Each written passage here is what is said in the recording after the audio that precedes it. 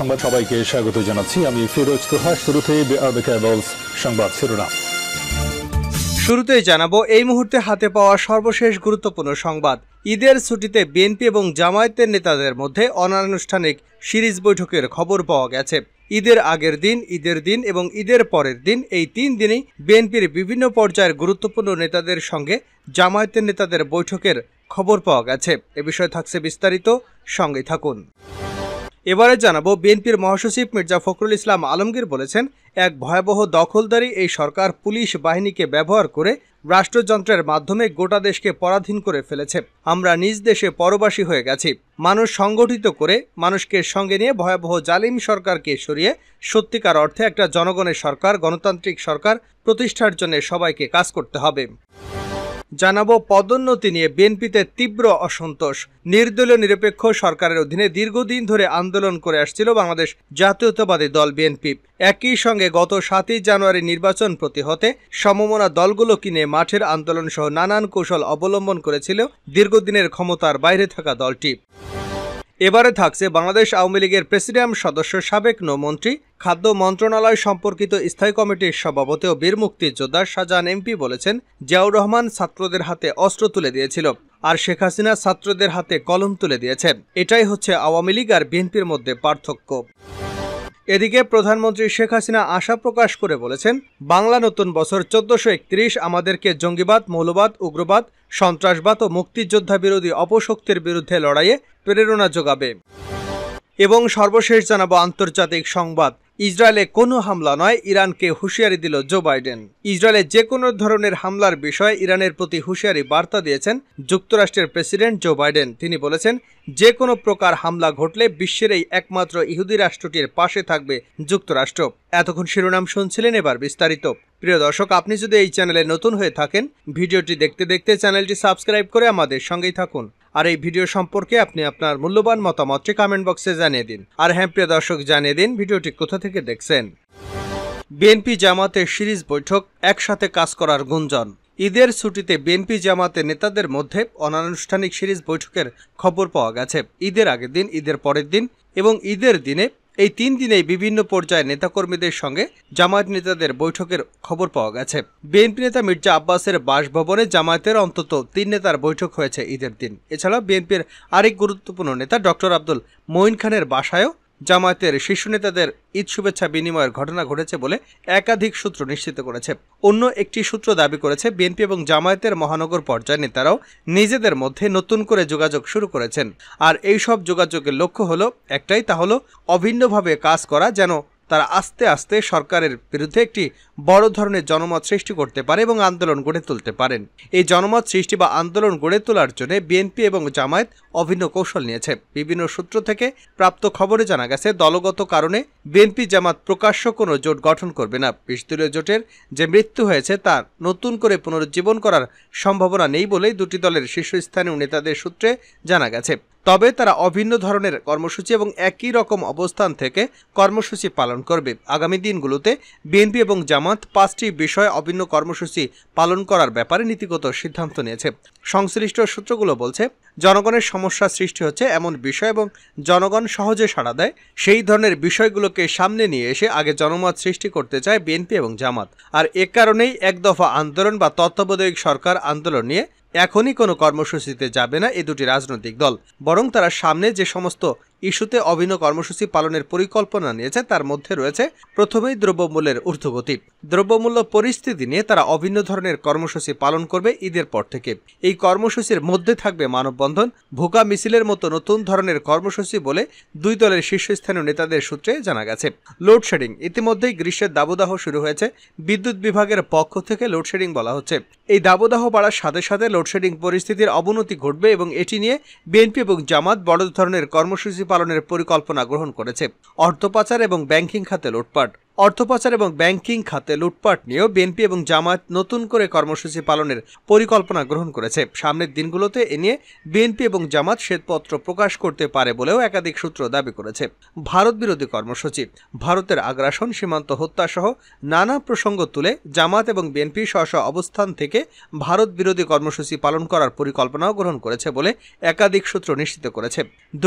দুর্নীতির ব্যাপারেও বিএনপি এবং জামায়াত সরকারের বিরুদ্ধে নানা রকম জনসংযোগমূলক এবং প্রচারণামূলক কার্যক্রম পালন করবে। চলতি বছরের শেষ পর্যন্ত এ ধরনের কর্মসূচির মাধ্যমে দুটি রাজনৈতিক দল পুনরায় সংগঠিত হওয়ার চেষ্টা করবে বলে দল দুটির সূত্রে জানা গেছে। নিজ দেশে পরবাসী হয়ে আছে মির্জা ফখরুল। বিএনপির মহাসচিব মির্জা ফখরুল ইসলাম আলমগীর বলেছেন, এক ভয়াবহ দখলদারি এই সরকার পুলিশ বাহিনীকে ব্যবহার করে রাষ্ট্রযন্ত্রের মাধ্যমে গোটা দেশকে পরাধীন করে ফেলেছে। আমরা আজ নিজ দেশে পরবাসী হয়ে গেছি। মানুষকে সঙ্গে নিয়ে ভয়াবহ জালিম সরকারকে সরিয়ে সত্যিকার অর্থে একটা জনগণের সরকার, গণতান্ত্রিক সরকার প্রতিষ্ঠার জন্য সবাইকে কাজ করতে হবে। মির্জা ফখরুল ইসলাম বলেন, আমার প্রশ্ন একটাই, পুলিশ কাস্টডিতে আকরামকে কেন প্রাণ দিতে হলো? সুস্থ সবল একজন যুবক, তার বিরুদ্ধে কোনো অভিযোগ ছিল না, সব মামলায় জামিনে ছিলেন, তারপরেও তাকে ধরে নিয়ে গেছে। শুধু হরিপুরে এমন ঘটনা নয়, এটি সারা দেশে আকরামের মতো প্রতিদিন এমন অসংখ্য ঘটনা ঘটছে। বিএনপির মহাসচিব বলেন, আমাদের আন্দোলন চলাকালে প্রায় ৩০ জন নেতাকর্মীকে গুলি করে হত্যা করা হয়েছে। আমাদের ৬০ লাখ মানুষের বিরুদ্ধে মিথ্যা মামলা দেওয়া হয়েছে। ৬০ থেকে ৮০০ নেতাকর্মীকে গুম করে দেওয়া হয়েছে। অক্টোবরের আন্দোলনের পরে ২৭,০০০ নেতাকর্মীকে গ্রেপ্তার করা হয়। আমি নিজেও ৩.৫ মাস কারাগারে ছিলাম। এর মধ্যে অসংখ্য নেতাকর্মী জেলে ছিলেন। এই সরকার সারা দেশকে নির্যাতনের কারাগারে পরিণত করেছে। তিনি বলেন, এই সরকার জনগণের সরকার নয়, এই সরকার দখলদারি সরকার। আমরা কখনো দখলদারি মেনে নেইনি, আমরা এখনো দখলদারি মেনে নেব না, একথা বলে হুঁশিয়ারি দেন তিনি। মির্জা ফখরুল বলেন, বিএনপি চেয়ারপারসন বেগম খালেদা জিয়া গণতন্ত্র, ভোট ও ভাতের অধিকারের জন্য সংগ্রাম করতে গিয়ে এখনো বন্দী অবস্থায় গুরুতর অসুস্থ হয়ে দিন কাটাচ্ছেন। দলের ভারপ্রাপ্ত চেয়ারম্যান তারেক রহমানের বিরুদ্ধে মিথ্যা মামলা দিয়ে তাকে বিদেশে নির্বাসনে রাখা হয়েছে। হাজার হাজার মানুষকে মিথ্যা মামলা দিয়ে সাজা দেওয়া হয়েছে। এই অবস্থায় একটা দেশ চলতে পারে না। শান্তিপূর্ণভাবে আমরা নির্বাচন চাই, তবে সেই নির্বাচন হতে হবে সুষ্ঠু, অবাধ এবং নিরপেক্ষ। যে নির্বাচনের মধ্য দিয়ে আমরা এমন একটি সরকার গঠন করতে চাই যারা দেশের মানুষের কথা শুনবে, দেশের মানুষের কাছে জবাবদিহিতা নিশ্চিত করবে। আমরা তো বলি না আপনারা বিএনপিকে ক্ষমতায় বসান। বিএনপি মহাসচিব আরও বলেন, দ্রব্যমূল্যের ঊর্ধ্বগতির কারণে ঈদুল ফিতরের সাধারণ মানুষের জন্য আনন্দের বার্তা নিয়ে আসেনি। ঈদের আনন্দ সব বিলিয়ে গেছে জিনিসপত্রের চড়া দামে। নিত্যপণ্যের ঊর্ধ্বগতিতে সব মানুষের ক্রয় ক্ষমতা নিয়ন্ত্রণের বাইরে চলে গেছে। সরকার সুপরিকল্পিতভাবে দীর্ঘদিন ধরে দেশের অর্থনীতিকে ধ্বংস করে দিচ্ছে। মানুষের খাওয়ার উপায় নেই, বাজারের জিনিসপত্রের দাম অস্বাভাবিক হারে বেড়েছে। পদোন্নতি নিয়ে বিএনপিতে তীব্র অসন্তোষ। দলীয় নিরপেক্ষ সরকারের অধীনে দীর্ঘদিন ধরে আন্দোলন করে আসছিল বাংলাদেশ জাতীয়তাবাদী দল বিএনপি। একই সঙ্গে গত ৭ই জানুয়ারি নির্বাচন প্রতিহতে সমমনা দলগুলোকে নিয়ে মাঠে আন্দোলন সহ নানান কৌশল অবলম্বন করেছিল দীর্ঘদিনের ক্ষমতার বাইরে থাকা দলটি। ডাক দিয়েছিল নির্বাচন বর্জনেরও। তবে নির্বাচন প্রতিহতে ব্যর্থ হয় বিরোধী দলগুলো। ৭ই জানুয়ারি নির্বাচনে নিরঙ্কুশ জয়লাভ করে শেখ হাসিনার নেতৃত্বে টানা চতুর্থবারের মতো সরকার গঠন করে আওয়ামী লীগ। এ অবস্থায় দ্বাদশ জাতীয় সংসদ নির্বাচন ঠেকাতে ব্যর্থ হয়ে সাংগঠনিক ভিত্তি শক্তিশালী করতে কাজ করছে বিএনপি। ঢাকা মহানগর, উত্তর ও দক্ষিণ সহ অঙ্গ ও সহযোগী সংগঠনগুলো ঢেলে সাজানোর উদ্যোগ নিয়েছে দলটি। আন্দোলন সংগ্রামে রাজপথে থাকা নেতাকর্মীদের মূল্যায়ন করার কথা বলে এরই মধ্যে বিএনপির কেন্দ্রীয় কমিটিতে বেশ কয়েকজন নেতাকে দেওয়া হয়েছে পদোন্নতি। তবে সম্প্রতি পদোন্নতি দেওয়া নেতাদের রাজপথে সক্রিয় ভূমিকা নিয়ে প্রশ্ন তুলেছেন দলটির নেতাকর্মীরা। বিএনপির একাধিক নেতা নাম প্রকাশ না করার শর্তে জাগো নিউজকে বলেন, মূল্যায়নের নামে এমন কিছু নেতাকে পদোন্নতি দেওয়া হয়েছে যারা ২৮শে অক্টোবরের পর থেকে রাজপথেই ছিলেন না। এমন নেতাকে পদোন্নতি দেওয়া হয়েছে যিনি কিনা আন্দোলনে ৩ মাস দেশেই ছিলেন না। গত ১৯শে মার্চ বিএনপির সিনিয়র যুগ্ম মহাসচিব রুহুল কবির রিজভী স্বাক্ষরিত এক সংবাদ বিজ্ঞপ্তিতে দলটির কয়েকজন নেতার পদোন্নতির কথা জানানো হয়।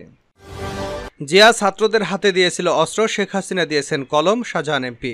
বাংলাদেশ আওয়ামী লীগের প্রেসিডিয়াম সদস্য, সাবেক নৌমন্ত্রী, খাদ্য মন্ত্রণালয় সম্পর্কিত স্থায়ী কমিটির সভাপতি ও বীর মুক্তিযোদ্ধা শাহজাহান এমপি বলেছেন, জিয়াউর রহমান ছাত্রদের হাতে অস্ত্র তুলে দিয়েছিল আর শেখ হাসিনা ছাত্রদের হাতে কলম তুলে দিয়েছেন। এটাই বিএনপি এবং আওয়ামী লীগের মধ্যে পার্থক্য। বিএনপি ছাত্রদের হাতে অস্ত্র দিয়ে সন্ত্রাসী রাজত্ব কায়েম করেছিল, আর আওয়ামী লীগ ছাত্রদের হাতে কলম তুলে দিয়ে দেশকে শিক্ষাক্ষেত্রে এগিয়ে নিয়ে গেছে। শনিবার সকালে আলহাজ আমিনউদ্দিন হাইস্কুল প্রাক্তন ছাত্র পরিষদের আয়োজনে স্কুল মাঠ প্রাঙ্গণে এক পুনর্মিলনী অনুষ্ঠানে প্রধান অতিথির বক্তব্যে এসব কথা বলেন। এদিন আলহাজ আমিনউদ্দিন হাইস্কুলের ৫০তম বর্ষপূর্তি উপলক্ষে প্রাক্তন ছাত্র পুনর্মিলনী অনুষ্ঠিত উৎসবের আগে একটি বর্ণাঢ্য শোভাযাত্রা স্কুল প্রাঙ্গণ থেকে বের হয়ে শহরের প্রধান প্রধান সড়ক প্রদক্ষিণ করে। পরে আমন্ত্রিত অতিথিবৃন্দ এবং প্রাক্তন ছাত্ররা জাতীয় পতাকা উত্তোলন, বেলুন ও শান্তির প্রতীক পায়রা উড়িয়ে অনুষ্ঠানের উদ্বোধন করেন। জানাবো আন্তর্জাতিক সংবাদ। ইসরায়েলে কোনো হামলা নয়, ইরানকে হুঁশিয়ারি বাইডেনের। ইসরায়েলে যে কোনো ধরনের হামলার বিষয়ে ইরানের প্রতি হুঁশিয়ারি বার্তা দিয়েছে যুক্তরাষ্ট্রের প্রেসিডেন্ট জো বাইডেন। তিনি বলেছেন, ইসরায়েলের উপর যে কোনো প্রকার হামলা ঘটলে বিশ্বে এই একমাত্র ইহুদি রাষ্ট্রটির পাশে থাকবে যুক্তরাষ্ট্র। শুক্রবার সিবিএস নিউজকে দেওয়া এক সাক্ষাৎকারে মার্কিন প্রেসিডেন্ট বলেন, আমরা ইসরায়েলকে রক্ষা করতে প্রতিশ্রুতিবদ্ধ। এই রাষ্ট্রটির প্রতি সবসময় আমাদের সমর্থন থাকবে। ইসরায়েলকে রক্ষা করতে আমরা সবাই সহযোগিতা করব এবং ইরান কখনো সফল হতে পারবে না। ইসরায়েলে কোনো হামলা নয়, ইরানের উদ্দেশ্যে আমার বার্তা এটুকুই। উল্লেখ্য, এপ্রিলের শুরুতে সিরিয়ার ইরানি কনসুলেটে এক বোমা হামলায় 13 জন নিহত হন। নিহতদের মধ্যে ইরানের সামরিক বাহিনীর এলিট শাখা কুদস ফোর্সের সিরিয়া এবং লেবানন শাখার কমান্ডার সহ কয়েকজন উচ্চপদস্থ সামরিক কর্মকর্তা ছিলেন। হামলার দায় ইসরায়েল স্বীকার না করলেও এটি ইসরায়েলের প্রতিরক্ষা বাহিনী চালিয়েছে। বিভিন্ন সাক্ষ্য এবং আলামতে তার প্রমাণ পাওয়া গেছে। এরপরই ইরান এ হামলার প্রতিশোধ নেওয়ার ঘোষণা দেয়। এ খবরে ইসরায়েলি প্রধানমন্ত্রী বেঞ্জামিন নেতানিয়াহু পাল্টা হুমকি দিয়ে বলেন, ইহুদি রাষ্ট্রের উপর হামলা চালালে ক্ষতির মুখে পড়তে হবে। এমন উত্তেজনাকর পরিস্থিতির মধ্যেই শুক্রবার রাতে ইসরায়েলকে লক্ষ্য করে প্রায় 40টি ক্ষেপণাস্ত্র এবং 2টি বিস্ফোরক ভর্তি ড্রোন নিক্ষেপ করে ইরান সমর্থিত গোষ্ঠী হিজবুল্লাহ। ইরান সমর্থিত লেবাননের সশস্ত্র গোষ্ঠী এক বিবৃতিতে বলেছে, উত্তর ইসরায়েলে দখলদারদের প্রতিরক্ষা বাহিনীর আর্টিলারি অবস্থানের কয়েক ডজন কাতিউষা রকেট চালিয়েছে তারা। ইসরায়েলের সামরিক বাহিনী বলছে 40টির মতো রকেট উৎক্ষেপণ করা হয়েছিল, যেগুলোর বেশিরভাগই আকাশেই ধ্বংস করে দেওয়া হয়েছিল। বাকিগুলো খোলা জায়গা এবং লেবাননের সীমান্তেই পড়েছিল। আইডিএফ আরও বলেছে, ইসরায়েলের বিমান প্রতিরক্ষা বাহিনী উত্তর ইসরায়েলে হিজবুল্লাহ দ্বারা উপেক্ষিত 2টি বিস্ফোরক বোঝাই ড্রোন গুলি করে ভূপাতিত করেছে।